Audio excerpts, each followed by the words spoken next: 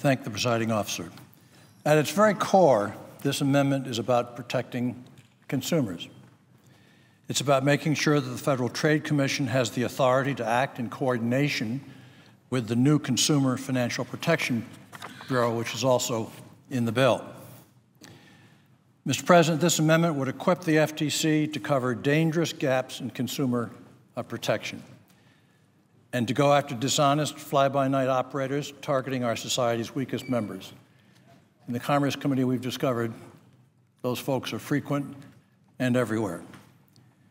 For nearly 100 years, the FTC has been protecting consumers in the gray areas where other regulatory bodies have failed to act.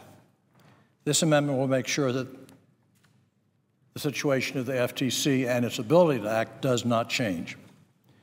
Since 1914, the Federal Trade Commission has served the American public as our preeminent consumer watchdog.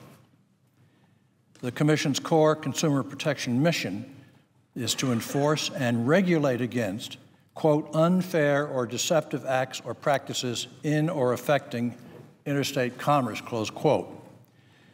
This broad prohibition is at the heart of the FTC's underlying authority under its authorizing statute, the Federal Trade Commission Act.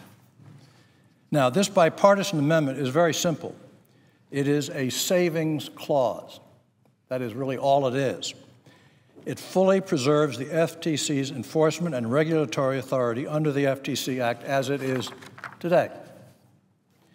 The underlying bill creates a new Consumer Protection Bureau within the Federal Reserve, and I fully support that effort. But creating that new bureau should not come at the expense of the FTC's mission, which is consumer protection, which is not, incidentally, a zero-sum game. I want to emphasize that this amendment is hardly a novel concept. Throughout the FTC's long distinguished history, Congress has created new regulatory agencies that have overlapped with the FTC's core authority and jurisdiction. The list runs from the Securities and Exchange Commission and the Food and Drug Administration, the Environmental Protection Agency, the Consumer Product Safety Commission. But in order to maximize consumer protection, Congress has always preserved the FTC's authority under the FTC Act. And this latest effort should be no different. And yet the underlying bill currently strips the FTC of its authority and places it within the new bureau, undermining its consumer protection mission and creating, in this senator's judgment, dangerous holes in our regulatory safety belt. That is because the definition and boundaries of the term, quote, financial products and services, the ruling definition, is entirely vast and entirely vague. And anyone can avoid enforcement simply by claiming that you are beyond the FTC's or the new bureau's jurisdiction. Fraudsters and scam artists could and most certainly would tie up the courts in knots. But concurrent authority would solve this problem. What is more, there is just too much financial fraud out there to take a valuable cop off the beat.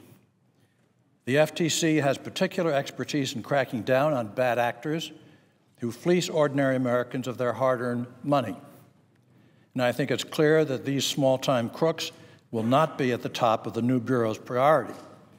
They will have many things to do. It is just common sense to preserve the FTC's existing authority against these people. Simply put, the new Consumer Protection Bureau can't do everything. Neither can the FTC. There will be plenty of work to go around for both agencies. Now, I want to be absolutely clear about something. This amendment would not subject businesses to dual regulations, would not subject businesses to dual regulations. As I said earlier, the FTC has always coexisted with newly created agencies, and they have avoided tripping over one another with conflicting regulations or enforcement actions. To make absolutely certain that this does not happen, the amendment as modified directs the FTC and the new Bureau to enter into a memorandum of understanding and coordinate their regulatory efforts.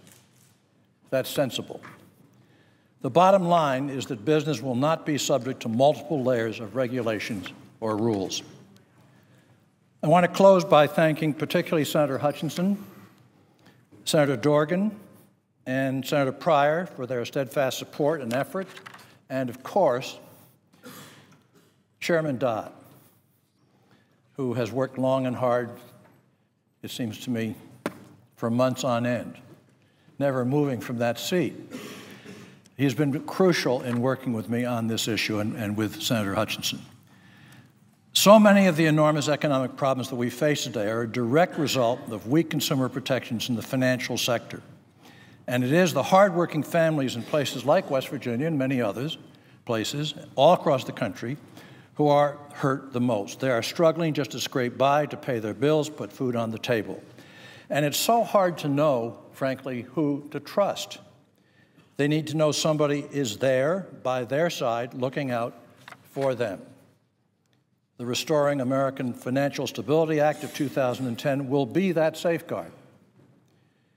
It is a profound achievement that will make a real and lasting difference in the lives of hardworking Americans for generations to come. And our amendment is a small but essential part of that work to make sure that consumers are protected.